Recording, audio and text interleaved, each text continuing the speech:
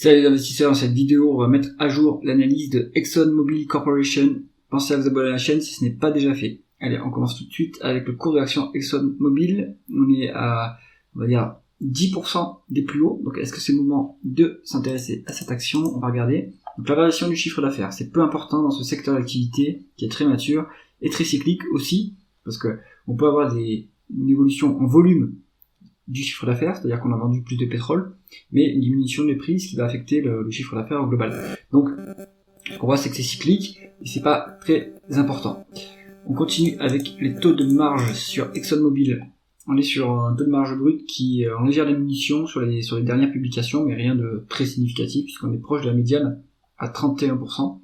Le taux de marge d'EBITDA, lui, reste un peu plus stable et moins affecté, il est un peu affecté par la variation, mais il est quand même à un niveau élevé par rapport à la médiane, qui est historiquement à 13,5, donc sur la période écoulée, en tout cas à partir de 2021, on a commencé à améliorer l'efficience opérationnelle, ce qui est excellent, donc là on se situe à un niveau qui est intéressant, de quasiment 20%.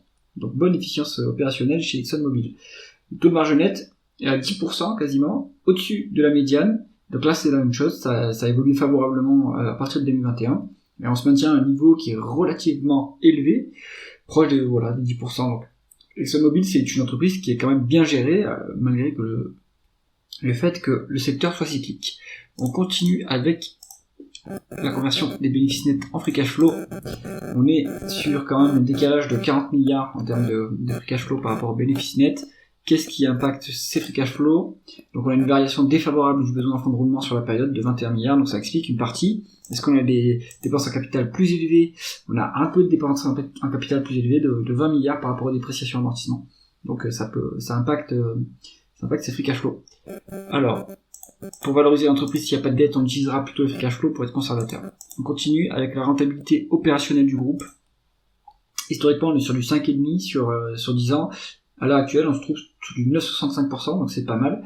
On a une rentabilité qui est plus élevée que la croissance, donc on peut autofinancer la croissance et rendre du cash à l'actionnaire, donc ça c'est excellent, c'est ce qu'on demande sur ce secteur d'activité.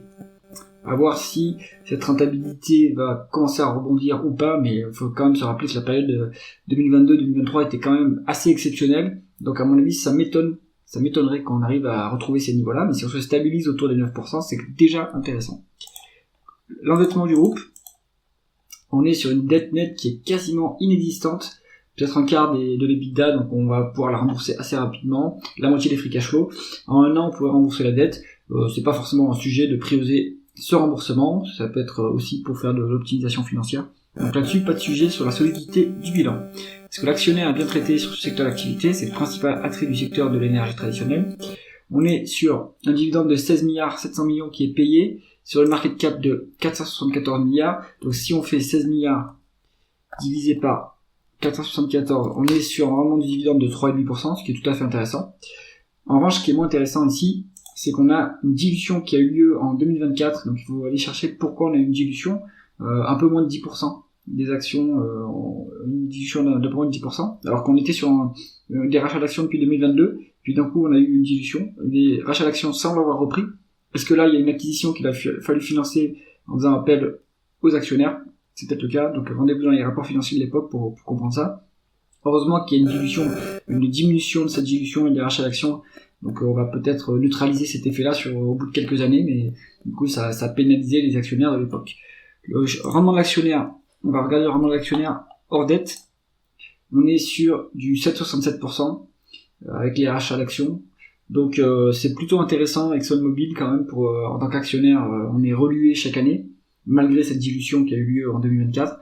Donc c'est plutôt bien pour un rentier, on va dire, qui a un niveau de dividende qui est intéressant et qui en plus de chaque année le propriétaire de plus en plus a des droits de plus en plus importants sur les bénéfices de l'entreprise. On continue avec la valorisation de l'entreprise sur EBITDA vu qu'il y a un peu de dette. On a une légère décote de 10%.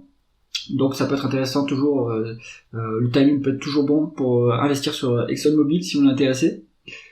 Si on regarde en price to free cash flow, également on a une décote là plus importante quand même en termes de price to free cash flow de 30% sur cette métrique là, donc ça peut être intéressant de ce point de vue. Valorisation, conclusion du dossier ExxonMobil, toujours la meilleure entreprise énergétique mondiale, mais Total Energy n'est pas loin, Chevron non plus, donc on est sur un secteur qui est quand même assez stable, qui est très rentable, qui génère beaucoup de free cash flow qui sont redistribués aux actionnaires. Il y a les rachats d'actions et des dividendes, et il y a une marge de sécurité en plus sur la valorisation. Donc si vous êtes intéressé par ExxonMobil, le timing peut être bon pour commencer à creuser le dossier. C'est tout pour cette analyse, j'espère qu'elle vous aura plu. Si c'est le cas, mettez un pouce vers le haut et pensez à vous abonner à la chaîne. À bientôt.